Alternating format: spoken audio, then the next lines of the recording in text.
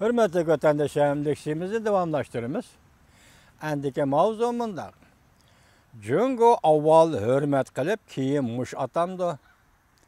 Yani ikki qatim fursat berib, undan keyin meydan tozalaydi. Mavzular xabar 8-ayning 26-kun Vanvitor betida e'lon qilindi. Xabar mundaq boshlandi. Hindiston Jungo so'rkilishi bugungacha davomlashdi. Jungo urush qilishni tashabbus qildi. Cho'ng urush qilish sadolari kun sari Jungoda kuchayyotdi.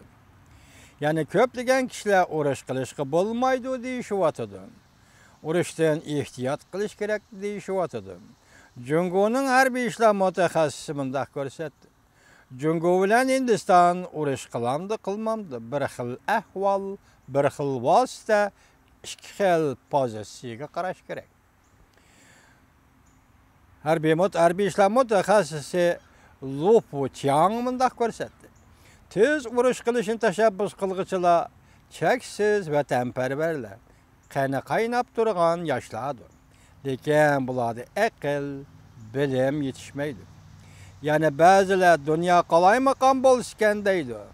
Yani ba'zi kishilar tomosha ko'rg'ichilardir. So'rab baqaylik deydi xabar yozg'ich.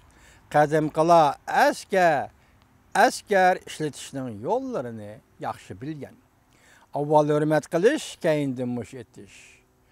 Urush qilmay turib, qarish tarafni taslim qilish. Hozirgi odamlar ajaba buni tushunmaymizmi? Bu qadimqilarni qaysi qadimqilar? Jungoning qadimqilari bo'lishi kerak. Urush qilishni xohlamaydiganlarda keng miqyosda ansirash mavjud. Ular fursatda qapishib yetishmidi. Davlat kuchaygandan keyin urush qilsaqmi kechikmaymiz deyishdi. Angacha Hindiston Jungoning taraqqiy qilishini kutib turamda. Bu savol joyida qo'yilibdi. Lupu Chiang bunday ko'rsatdi. Urush boshlanganidan Amerika, Yaponiya qurgan qiltaqqa tushgan bo'lsalar deyishdi. Lupu Chiang bunday ko'rsatdi. Bugun Jungo qiladigan yaxshilikning hammasini qilib bo'ldi. Hindiston askar chekindiramdi yo'q. Faqat bir ahvol, bir xil vosita, ikki xil fursatlar eshib qoldi.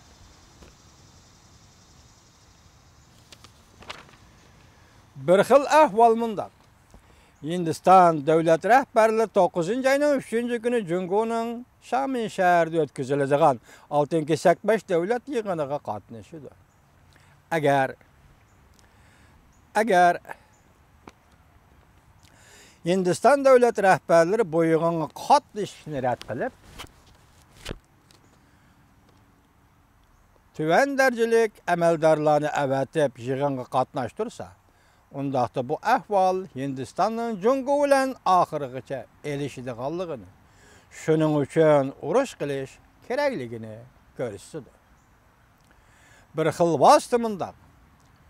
To'qinishni tinch yo'l bilan hal qilishga oraliq qo'yish vositasi. Masalan, Jungo tadqiq qilib yasab chiqqan soqchilar ishlatadigan oraliq qo'yish uskunalari, do'lqin tarqitish oraliq qo'yish uskunalari, elektronlik aks ta'sir oraliq qo'yish uskunalari. Bularni ishlatganda nishon doirasidagi odam beoromlik his qiladi. Hayat qilish xohishi ularni burayindan qaytishga chekinishga undaydi. Natijada to'qinish yuz bermaydi. Dushman egizi manpasti bo'lib qilishdan saqlang'ili bo'ladi. Askariy qismlar jihatda biz oz, dushman ko'p bo'lib qilishdan saqlanishga bo'ladi. Yuqori usullarni ishlatganda Hindiston armiyasi o't ochishga jur'at qila olmaydi. Agar Hindiston taraf urush qo'zg'aydigan bo'lsa, undaqda urushning fursati pishib yetilgan bo'ladi. Ikkinchi fursat mundaq. Birinchi, 6-sakbash davlat yig'inidan burun Hindiston samimiyatni ishga oshirib, tashabbuskorlik bilan askar chekindirish. Bugun chislag'i 27 bu yig'in 9-ayning 3-kuni Jungoning Shamin shahrida o'tkazildi. Bu shartning birinchisi nima ekan? 6-sakbash davlat yig'inidan burun Hindiston samimiyatni ishga oshirib tashabbuskorlik bilan askar chekindirish. Ikkinchi, yig'in mezgilida ikki davlat rahbarlari uchrashib, Hindiston askarlarining chekinish to'g'risida bir fikrga kelish. Agar har ikki fursat o'tirg'i chiqmasa, undaqda Hindistonning Jungoga xiris qilish qaroriga kelganligini tushuntirib berdi. Oxiri bir maydon urush qilishga to'g'ri keldi. Shu vaqtga yetganda Jungo urush qilmasa, Jungo ichki tashqi ishlarda opat tugamaydi. Shu vaqtga yetganda Jungo urush qilmasa, Jungoning ichki tashqi ishlarida opat tugamaydi. Shuning uchun Hindiston bilan urush qilishga to'g'ri keldi deydi xabar yozuvchi.